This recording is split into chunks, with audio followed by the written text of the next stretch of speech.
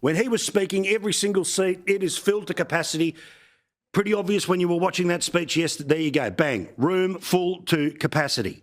Well, Australia's turn today, and wasn't the Australian media excited that our Prime Minister was going to stand exactly where the President did? He would take his place as a world leader at the UN.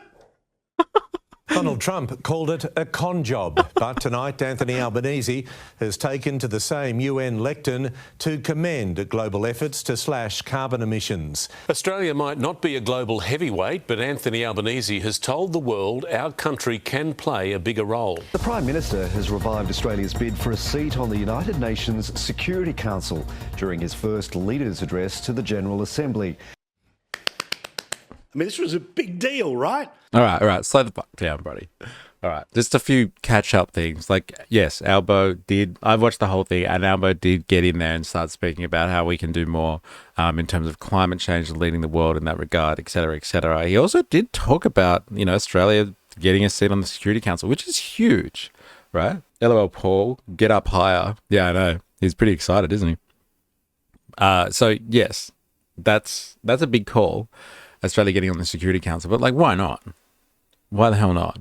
Especially if we're going to be such a big player potentially in between two massive superpowers over the next, 50 years. It's pretty strategically located between China and the US. And the Security Council is obviously not working at all because America just vetoes everything. Like the UN has been completely impotent when it comes to like dealing with Israel.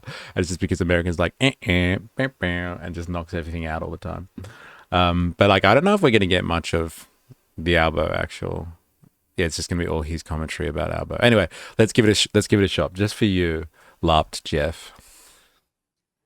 And in fairness, this happens every time an Australian leader stands up in front of the United Nations, which is, it's big for us, not really a big global event though. For example, let's have a look at some of the attendance. How packed was the house when our bloke was talking? This week, Australia recognised the state of Palestine because, to quote from the Charter, that forms the very foundations of this institution and reflects the very best of its idealism. We are determined, quote, to save succeeding generations from the scourge of war, to reaffirm faith in fundamental human rights. Oh. Hang on, you may notice there was no shots of the crowd. You see, that's what most people saw. That's what you saw on your 6 p.m. news. This is what happened from the very start of the speech when you actually pull the shot back a little and look at the empty seats. 80 years ago, the people of our nations came together and put their trust in each other's humanity. An act of faith all the more extraordinary when we recall the devastation that still gripped the world. It is a wonderful reminder to every Australian leader and So, like, I think the claim here is there's people getting up and moving around, right? It's people getting up and moving around. So, like, people aren't paying attention to, what do they call him? I think someone's used this phrase before. Chairman Albo.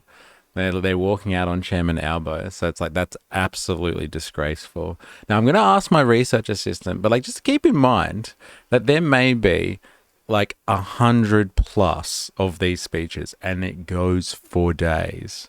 So have you ever been to a convention of this style? Things kind of roll on and people kind of come in and come out as they please, I guess you would say. And like, people are usually there for the opening number. They come in and out for the stuff that they like. It's a fucking marathon. It's an absolute marathon. You look like someone just asked him if he wants another piece of birthday cake and he's all like clapping and stuff. Yeah, I know. Fuck me dead. The 80th session, general debate, the period during which the heads of state, heads of government, ministers deliver speeches, runs from the 23rd to the 29th as part of High Level Week.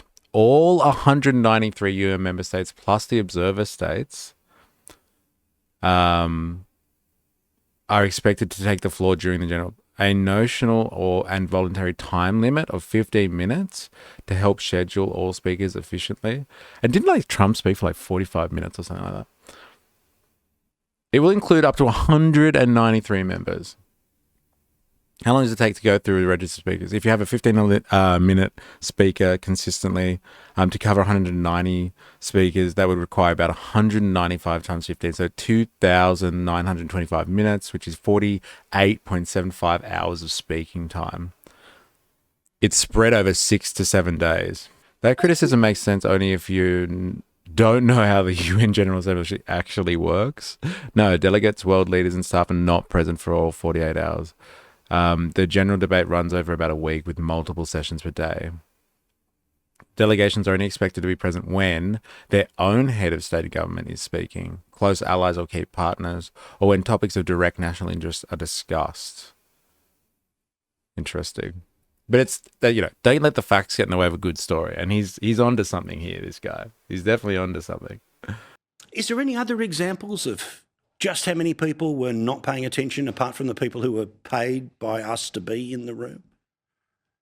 This is a place for the global spotlight to shine on suffering and struggles that might otherwise be forgotten, and for the international community to work together to advance our shared interests. Oh, that's cruel. Again, every Prime Minister, right? This is what happens to all of them. But because the Australian media is also excited, Australia discussing taking our place as a world leader, reality is echo. Like it's like giving a speech of the three sisters or the 12 apostles. Not a lot of people there. Perhaps my favourite of all of the cutaways today, just pay attention to how excited the Papua New Guinea delegation was. Now, for whatever reason, they were in the front row. And just last week, the Australian Prime Minister, on the behalf of the Australian taxpayer, promised $100 million to build a ministerial wing, to put an extension on the parliament. So this guy is bringing the cash, bringing the football team, hoping for closer defence ties, but hardly bringing, what's that word? Well, I prefer to just show you. More than ever, we must work to see the promises of this place deliver real progress for the people that we serve. Play it again. Just that one again. I didn't get the joke. Every Prime Minister, it's not a Liberal Labor thing, it's not an Albo Turnbull thing, right? Is it because they didn't look like they cared, the Papua New Guineans in the front? Is that why? How excited were they from Papua New Guinea? Again, we're building an extension to their parliament, helping pay for a football team. That's all part of the soft power. We want to kind of merge the defence teams. More than ever, we must work to see the promises of this place deliver real progress for the people that we serve. Oh, wow. I've seen the whole of his speech. I don't think he's even taking a cut from the right part. He's speaking about the idea of serving your constituents when you're elected to government. I don't think he was even talking about the Papua New Guineans at that point. It's an inside joke. We aren't smart enough to understand. Yeah, but he's taking a cut from the wrong part of the speech. Like if they're sitting front and center and they look bored, like at least cut from the right part. Remember, I am, you are, we are a mystery.